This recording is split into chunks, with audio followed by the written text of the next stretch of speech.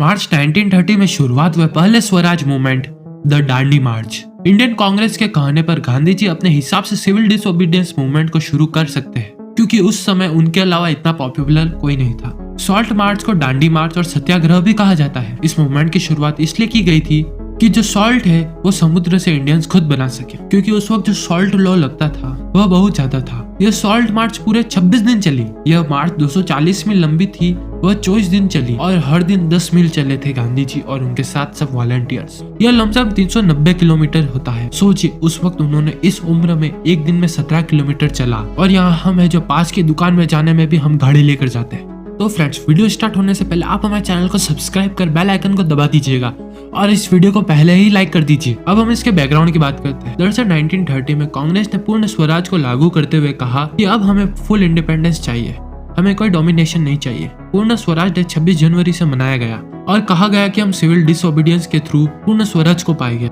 महात्मा गांधी को कहा गया कि आप अपने हिसाब से सब प्लान करके आप ही पहला एक्ट शुरू करें।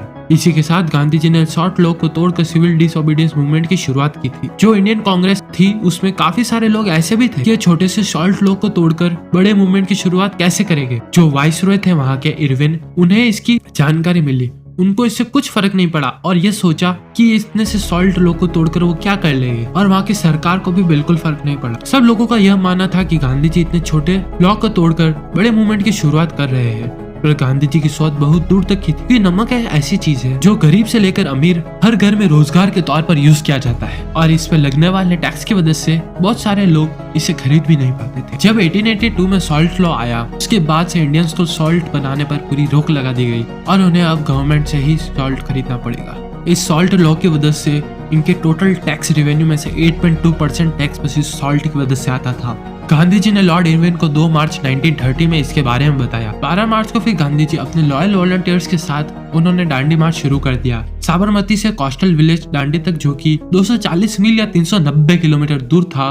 इस मार्च को व्हाइट फ्लावरिंग मूवमेंट भी कहा गया, क्योंकि जब लोगों को पता चला कि गांधी जी इसे लीड कर रहे हैं तो लोगों ने सफेद खादी पहनकर उन्हें ज्वाइन कर लिया, और फिर धीरे धीरे 80 से हजारों की आबादी में एक बड़े हिस्टोरिकल मूवमेंट को पूर्ण रूप से पूरा किया गया। गांधी जी की फैन फॉलोइंग भी बहुत थी, क्योंकि उस समय लोगों का यह मानना था कि अगर हमें कोई आजादी दिला सकता है तो वह सिर्फ गांधी जी है। जब गांधी जी बहुत चलने के बाद रुक जाते थे तो हजारों लोगों की गैदरिंग में एड्रेस भी करते थे, और उस वक्त वह लोगों को मोटिवेशन भी देते और अपने फैन फॉलोइंग बढ़ाते। फिर वह फॉरेन जर्नलिस्ट के इंटरव्यू में आने लगे, दुनिया भर के न्यूज़पेपर में छाने लगे, और यह इंडियन इंडिपेंडेंस का सीन पूरी दुनिया में सामने आ गया। गांधी जी का नाम विदेशों में भी छाने लगा और बाहर के देशों में भी इंडियन इंडिपेंडेंस को पढ़कर उन देशों को बड़ी इंस्पिरेशन मिली। फिर रास्ते में सरोजिनी नायडू ने भी उन्हें ज्वाइन किया। 5 अप्रैल 1930 को सब लोग दांडी पहुंचे और लगभग 50,000 लोग थे उस समय इस मार्च में। और 6 अप्रैल 1930 की सुबह गांधी जी ने सॉल्ट लॉ को तोड़कर बहुत सारे लोगों ने इसको फॉलो करते हुए सॉल्ट लॉ को तोड़ दिया। इसका रिजल्ट क्या आया? गांधी जी साउथ की तरफ जाते रहे और कोस्टल एरियाज में सॉल्ट लॉ को तोड़ते रहे और मीटिंग को अटेंड करते रहे। फिर कांग्रेस ने प्लान किया था कि दर्शना सॉल्ट वर्क करेगी, जो कि दांडी से 25 मील दूर था। अब सरकार को डर लगने लगा, क्योंकि इस मार्च में 60 से 70,000 लोग इकट्ठे हो गए और मामला हाथ से निकलता जा रहा था। फिर सरकार ने 4 और 5 तारीख रात के बीच में गांधी जी को मिडनाइट में अरेस्ट कर लिया। उसके 2 दिन बाद ही दर्शना में एक्शन था। फिर गवर्नमेंट बहुत सारे लॉस ले आए, सेंसरशिप ले आए, और कांग्रेस पार्टी को इलीगल डिक्लेयर कर दिया गया।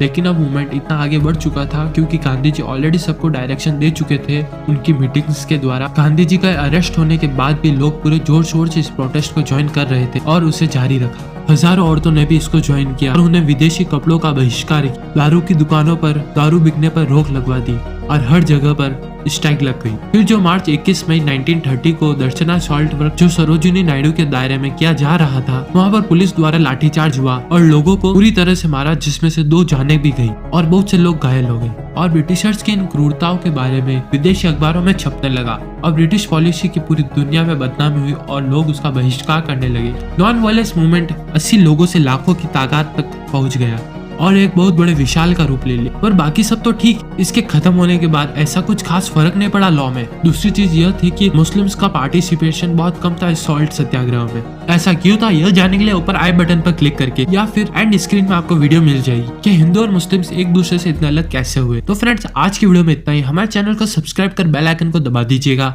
और वीडियो को लाइक करना मत भूलना।